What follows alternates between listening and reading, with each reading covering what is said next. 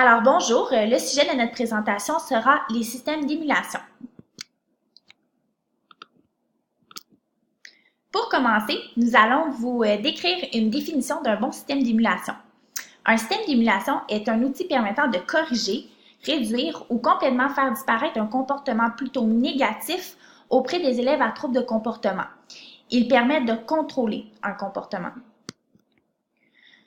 Ce qu'on a vu dans le cours en ligne numéro 4, capsule 2 de Mme Chantal dans le cours de gestion de classe, il y a des étapes à considérer pour la modification de comportement.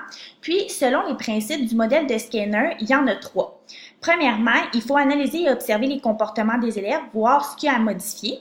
Deuxièmement, il faut élaborer un plan de modification de comportement, en fait, élaborer un système d'émulation. Et troisièmement, la mettre en application.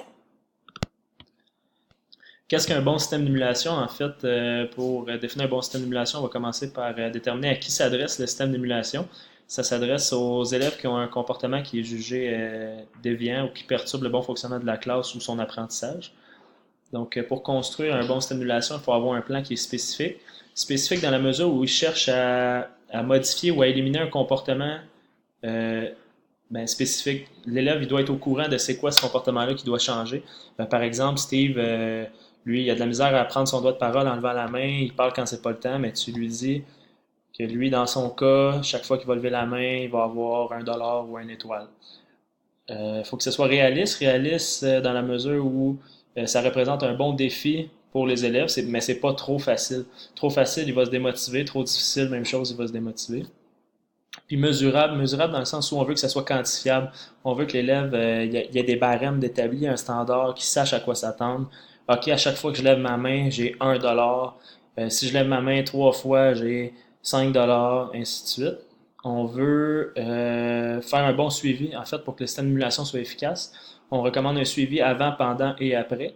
Avant, on prend le temps de s'asseoir avec les élèves puis de leur expliquer comment ça va fonctionner, qu'ils soient en terrain connu puis qu'ils sachent dans quoi ils s'engagent avant de partir ça, le système d'émulation. Puis pendant, on s'assure d'être cohérent dans ces privilèges qu'on accorde aux enfants. On s'assure qu'il n'y ait pas d'injustice puis que tout se passe bien.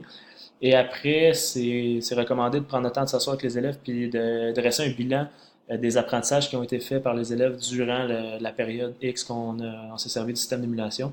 Donc, c'est intéressant de s'asseoir avec Steve puis de lui demander: te souviens-tu au début de l'année, tu avais de la misère à lever ta main quand c'était le temps pour parler, puis maintenant tu le fais beaucoup mieux, puis en tout cas, c'est de faire prendre conscience que oui, il y a eu un apprentissage. L'apprentissage est plus efficace dans ce cas-là.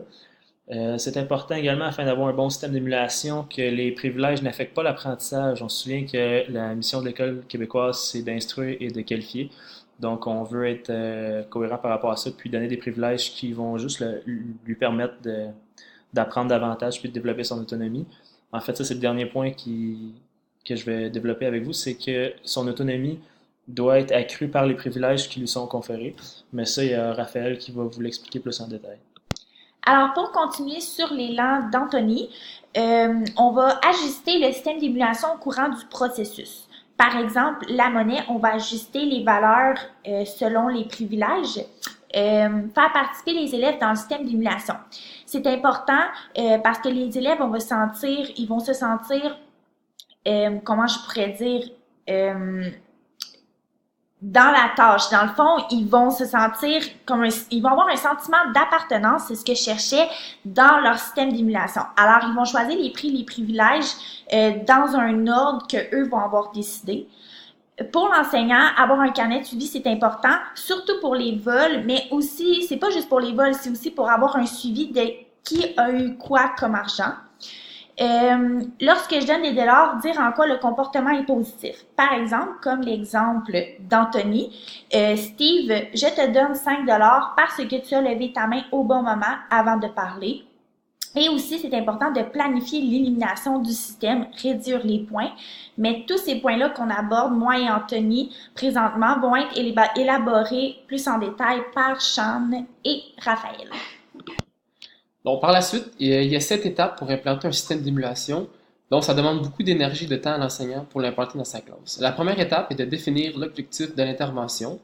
Donc, on implante un système d'émulation parce que les élèves ont des problèmes d'agressivité, de nervosité et d'impulsivité.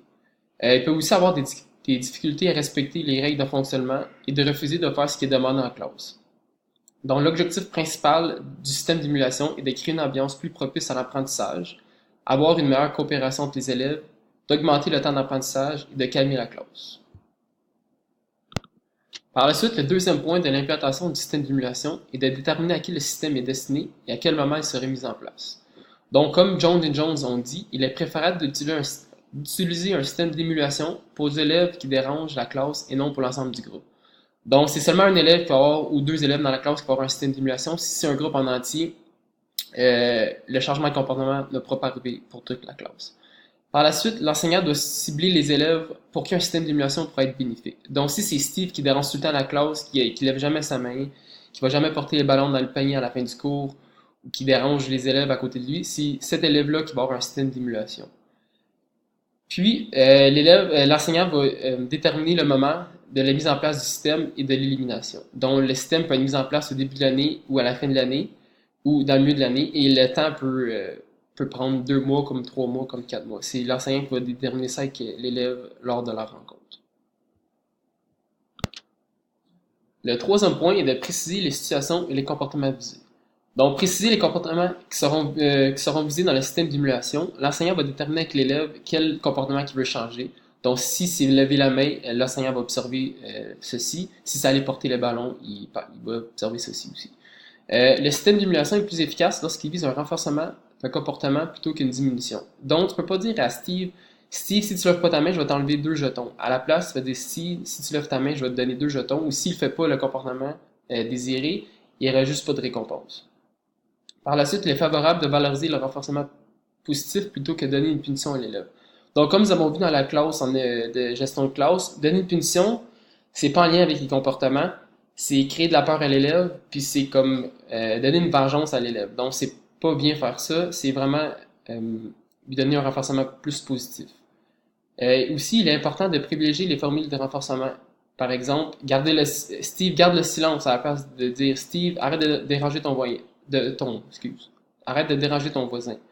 Tu peux pas dire à l'élève les comportements que tu veux pas qu'il fasse, tu veux dire à l'élève les comportements qu'il veut qu'il fasse, comme garder le silence. Aussi, ça va être bien important d'utiliser des consignes alpha. Donc, des consignes alpha, c'est des consignes qui sont claires et précises.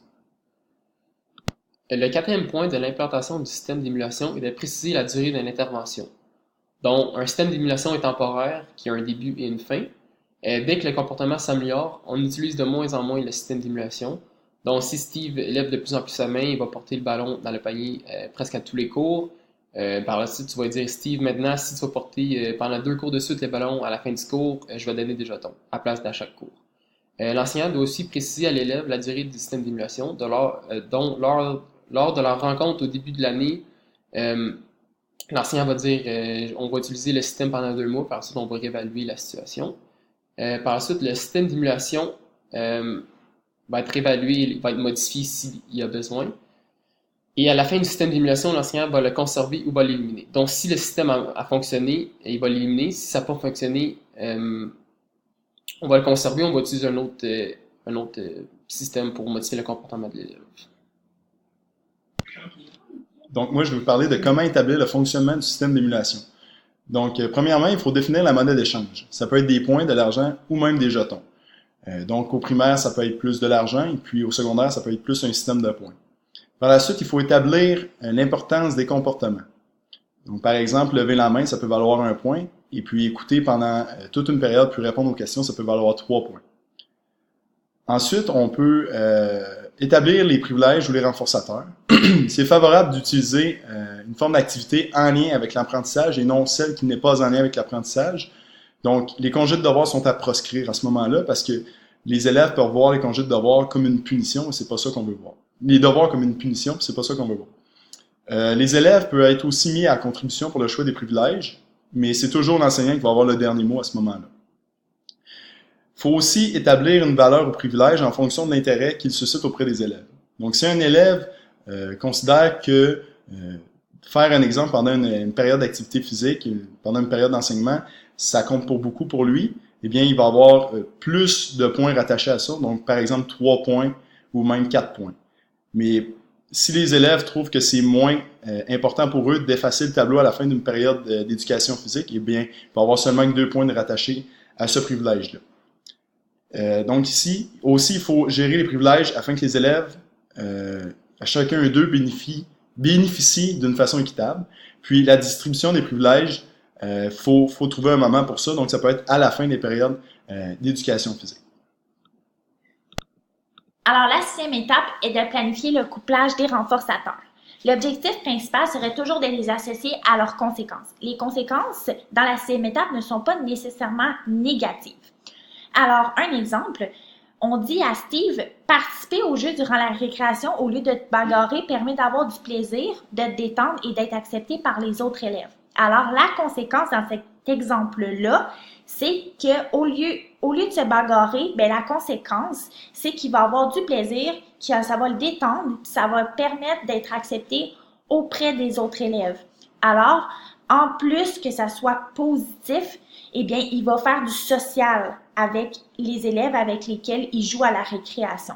L'enseignant, super important, il doit signifier verbalement à l'élève son comportement approprié, qui est encore dans cet exemple d'avoir du plaisir, de se détendre et d'être accepté par les autres élèves.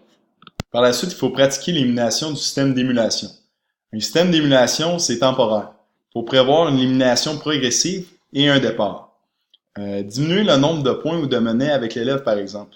Donc, quand on le diminue progressivement, c'est, par exemple, garder le silence pendant une période, ça valait 3 points au début du système d'émulation. Par la suite, ça va valoir 2 points, 1 point, jusqu'à l'éliminer complètement du système.